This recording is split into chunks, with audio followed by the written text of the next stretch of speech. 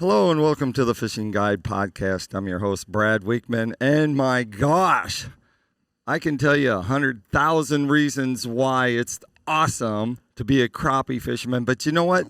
I don't have 100,000 reasons. I got two guys here that do know the reason why, and a man, the legend, the myth. He's here. That's right. Wally Marshall's here. He's going to tell you about. He's going to tell you about tournament, how it went, and we have the winners of the Mr. Crappie Invitational. So we have them here. $250,000, brother. I know. You give away a lot. Wow. Maybe we'll just start with Wally. All right, Wally, start with it. Give us the lay of this tournament. Well, the last year, right after the Branson Crappie Expo, we announced coming to the Red River. And so the Red River here in Louisiana has been off limits for a year. And the reason we do that, everybody's like, I don't understand off limits for a year. Well, I do, because there's a lot of money at stake. And so you got guys coming out of Florida, you got people coming out of Connecticut, Virginia, Illinois, Ohio, New York, wherever, they come from everywhere. We had 101 boats in the event, and I'm going to tell you, being able to protect the river from locals. There was 2 local teams, actually maybe an hour away from here. Right. I didn't let any locals into the tournament unless they fished the qualifiers and get in through the regular way to get into a tournament. So the way you get into this $250,000 tournament, you qualify from the previous year, the top 25. You come through the qualifying tournaments, or you get a sponsor's exemption. Yep. That's the reason we had Shaw Grigsby, Paul Elias. Right. We got professional bass anglers coming to compete in crappie tournaments, and they were so giddy. They was like a kid in a candy store because they were fishing with people that they looked up to because they was watching everybody out there and how they were catching fish and all that. But protecting the integrity of the tournament, right? The integrity of protecting their money.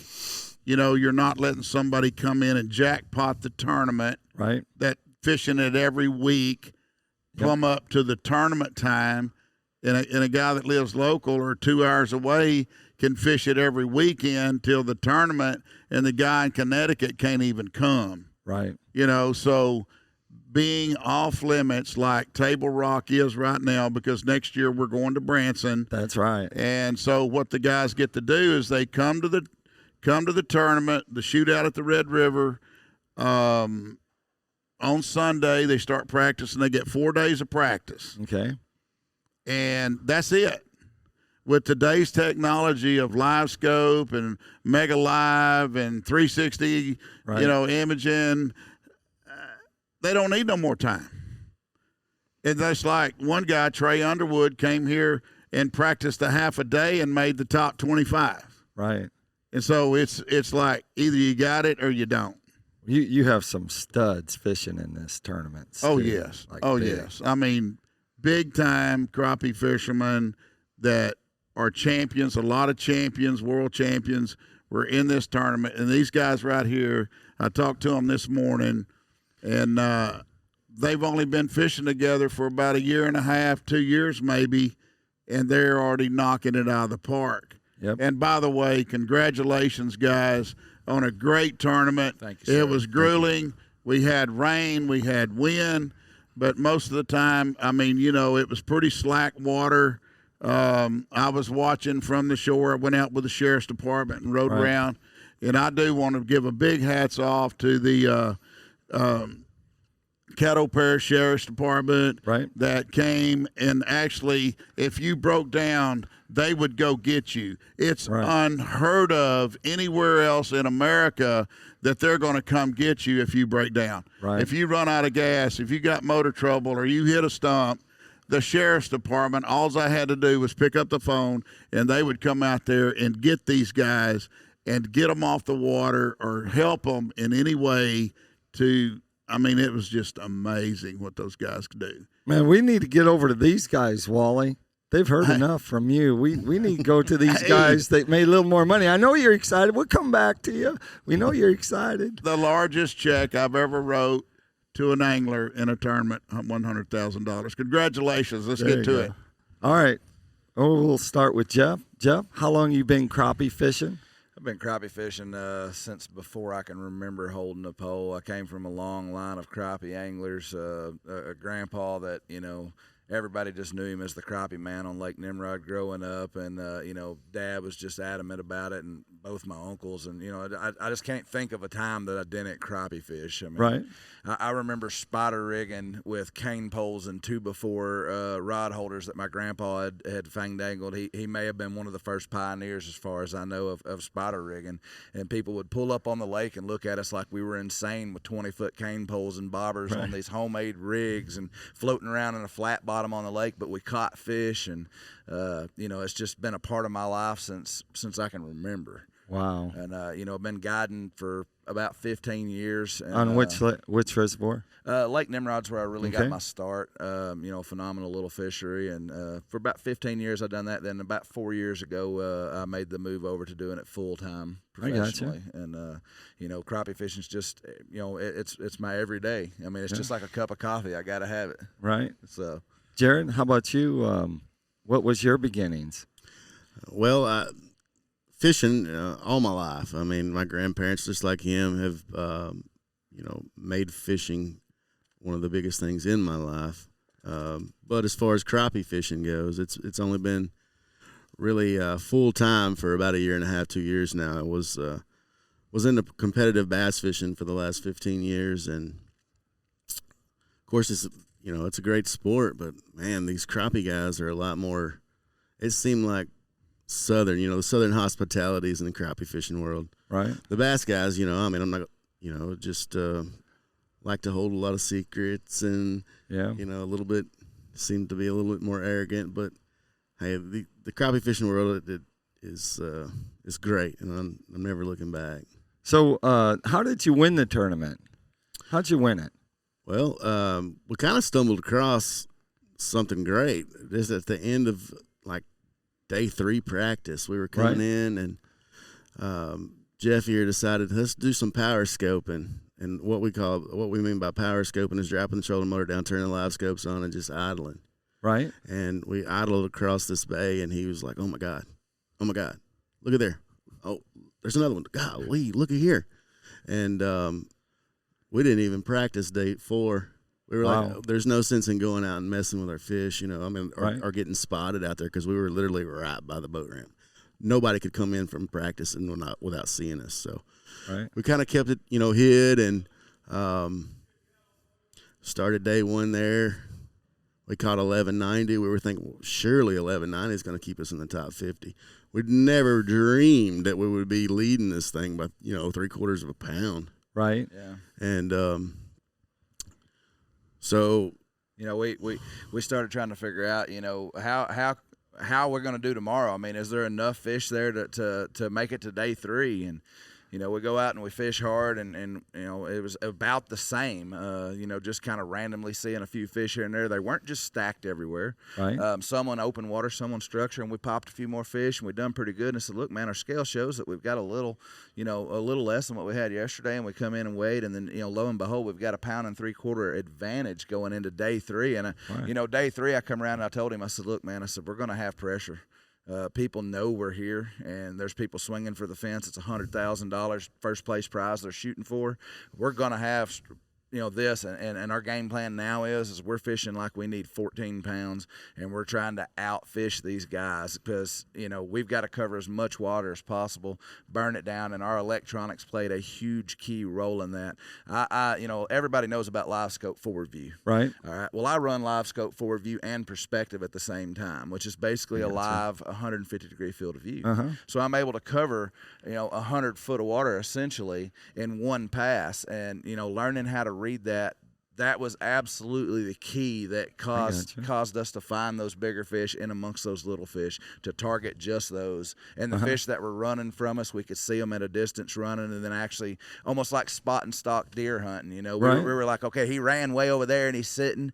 How can we get there without spooking him? And we would slide in on him and make our presentation, and we were catching those fish, and it just worked out real good for us like that. Using long rods, 16-foot rods, or using spinning rods, doing it that way? How were you doing that? Well, I was mainly using 14-foot flip sticks made by Power Crappie Todd Huckabee rods, and he was using a 16-footer made by the same company. Right, brand new rod, right? Absolutely brand new. How did you get one? How'd you get one? You know Todd? I know a guy, as a matter of fact. So you were using 16? Yeah, and you know, and what I was using on the 16-foot is mostly a 1/28 ounce hair jig that my wife ties for fly fishing for trout.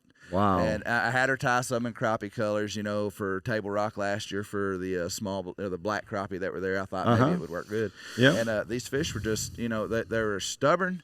And basically, we would pull up on a fish, and he would pitch a larger bait at the fish. And if he reacted to it but didn't bite it and stopped, then I would take that 1/28 and I would literally touch him on the nose, and he would move over and lay down, and I would touch him on the nose. He'd move over and lay down. And about the third time, he would, I'm assuming, just flare his mouth to run it off. But that little jig's so small, it would go back in his mouth better than a big hook. And we would barely get a hook in him with a 10-aught hook that we're using. Wow. And then it's just the most stressful thing in the world to be like, get him in the net, you know. So that was one of the main things that we used. And I think he was throwing a Charlie Brewer slider most of the time, and you know, it just worked good. Oh, man, pretty amazing stuff. So what is it like to win $100,000 in the tournament? To be honest with you, it really hasn't sank in. Well, it will, because you're going to the bank on Monday. I know. Your banker will know. Wally's Wally's banker will know. I'll get a phone call from their bank. What happened last year is I got a call from a lady, and she just kept bothering me. And that. I thought it was some kind of scam deal. And finally, Jerry Hancock's wife calls me and goes, "Hey, Wally, that's our banker to make sure that you wrote that check." And I was going, "Oh, man, I'm sorry." Because they had never cashed an $80,000 check. I'm just not real sure how you get that big check through the window to the teller. I mean, that's going to be the part. You have to use the walk-through. I'd get it off that stage, and I would I would hold it up on the glass, then hand them the checks. Yeah. Now, you only have one paper check form, right? Or do you only have one, right? No. So only one of these guys get to go home with that big printout check? You have two of them. Well, no, the big giant Yeah, check. the big giant. You only have one? We have the printing company here that made that check for us, and so whoever takes one, you can get him another check for his house. I'm just saying because those guys love that. We write checks. He got 50 and he got 50. Right, yeah. But I'm just saying those guys love, like I go in some guy's house that have won the classic and stuff, and their trophies there, but they got their check. Like that's what they want to show you. Yeah, They're like, here. So he won $50,000, so he could probably buy one of them little plastic checks. I can probably handle that. Hey, I'm done, man. I'm done till next year. But no, these guys right here, man, they stayed straight to the course. They stayed focused. They were on time. I watched them fish. Oh, yep. From a They're distance. close by. Yep. Yeah. So you guys, what's your plan? What's your plans now? I mean, you're still going to guide, of course. Oh, yeah, we're both absolutely still going to guide. We're going to do some tournament fishing. You know, we would love to be one of those teams that goes out and chases points and does everything else. But unfortunately, we have a really big client base and you know, really good clients, and you know, we hope to expand even more. Right. But you know, we're going to fish some tournaments. We're going to try to kind of pick and choose the ones that we can go to. Obviously, we can't go to all of them. Right. But you know, our main focus is to stay in the crappie industry and you know, just kind of keep pressing on. Right. know? I hear that you have beat down electronic mounts on your boat. Is that right, or is that just? Yes. Was that Mr. Price just telling me that y'all do? No. We got Beat Down Outdoors. Obviously, is second to none. Yeah. Man, they have got some strong stuff there. You don't ever have to worry about mounts breaking off the front of your boat. I mean, Right. it's sturdy. It's there, easily accessible. You can turn it any which way. You can get all the different heights you want. You know, it's just. What was it like when you came off the stage and there's Wally? Wally's waiting for you. You're weighing your fish, and you're like pretty nervous, waiting for that moment. That's words can't describe it to how everything actually sets up in that deal. And you know, I mean, you know, even going into the last weigh-in, when you're the last guys on the steps, you know that you need 8 pounds, and you know well enough that you've got over 11.5 pounds in that sack. Right. Still on the inside, there's a feeling of what if that scale messes up or something. You know, I mean, it's Right. a really, really crazy feeling. This guy right here. Normally is the most rock solid guy for nerves that you have ever met in your life, like just Right. cool and calm as he can be. And I thought he stayed pale white like 90% of the day. I mean, he was just flush over, and 100 grand's a lot of money.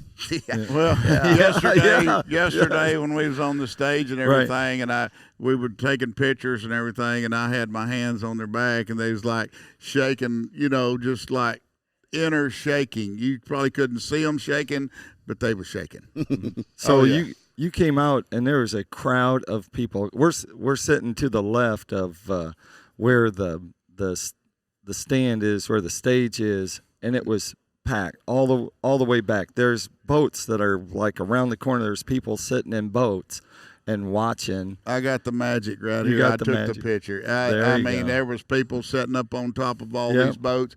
There was people plumb back in here. I don't know if he's on top of them Ford trucks or not, but I guarantee you this thing was packed, and you guys, amazing. The only thing you guys missed was the world's largest crappie fry. know You were it. out there working. But they donated, all the fishermen. Yeah. That's how we collect that the cool? fish. All the fishermen bring fish from home, frozen here. Then we thaw them out on Thursday. We call it Thaw Out Thursday. Right. It's an awesome deal. We got like 450-gallon tubs, you know, full of crappie.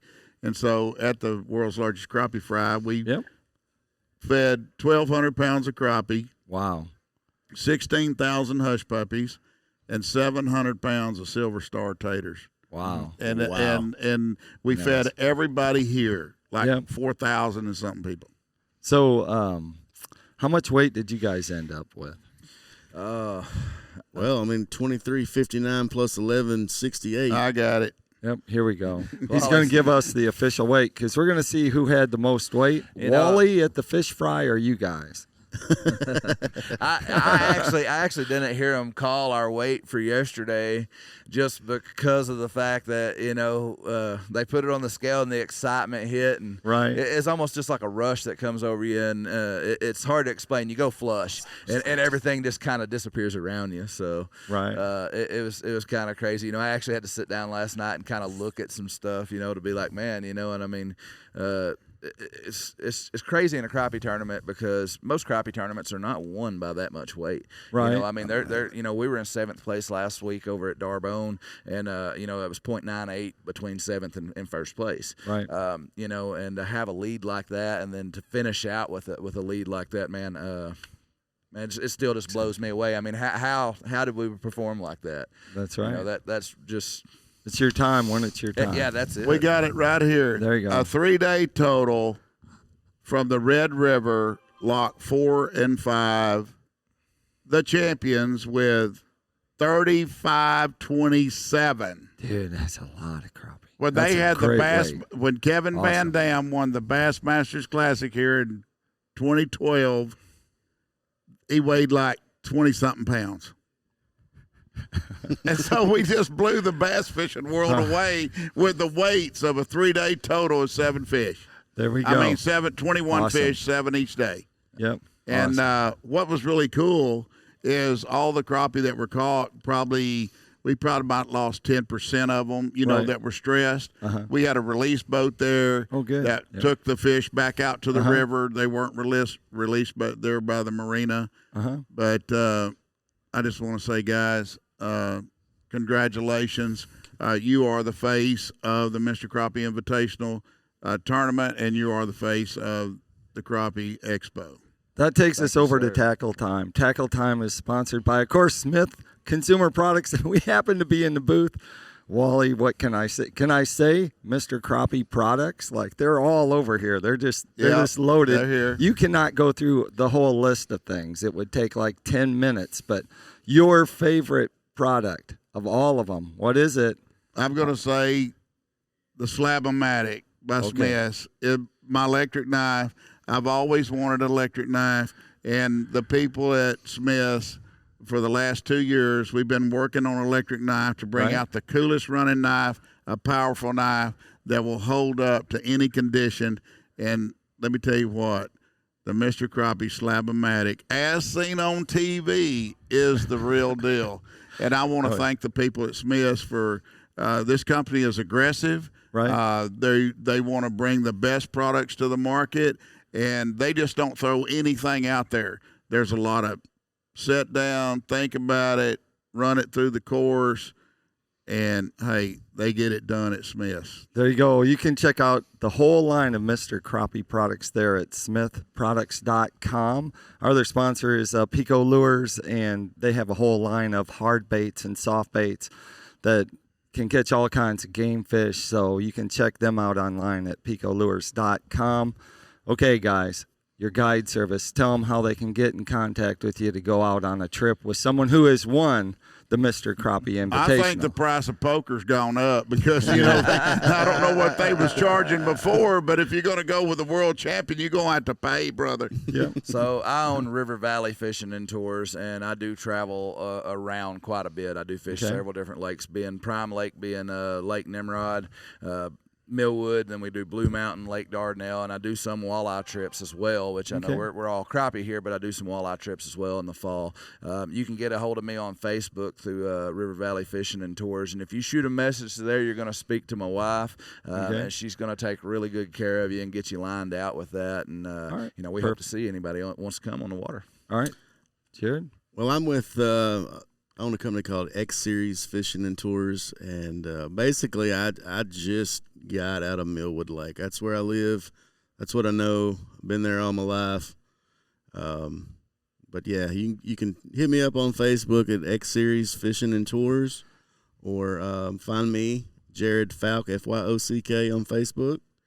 And as long as they're paying, they don't have to get your name right. Sorry about that, Chris. yeah, Chris. But, he just I don't give him too hard a couldn't time. get it. He's a longtime friend of mine. But Hey, you know All what? right. I still can't say it. Is it Falk or Yeah, It's Fyock. Falk? Yeah. Okay. all got it. right. Nowhere in the English language is it could that So really are be you spelled kin that to the way, but- Falk monster? Well, I live right down the road from him.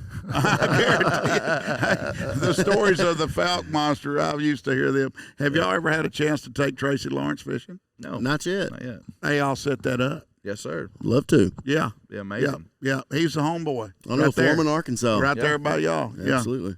All right, that takes us to the end of the show. And like I always like to say at the end, make sure you keep your hook sharp, probably with Smith Consumer Products, and your lures in the water.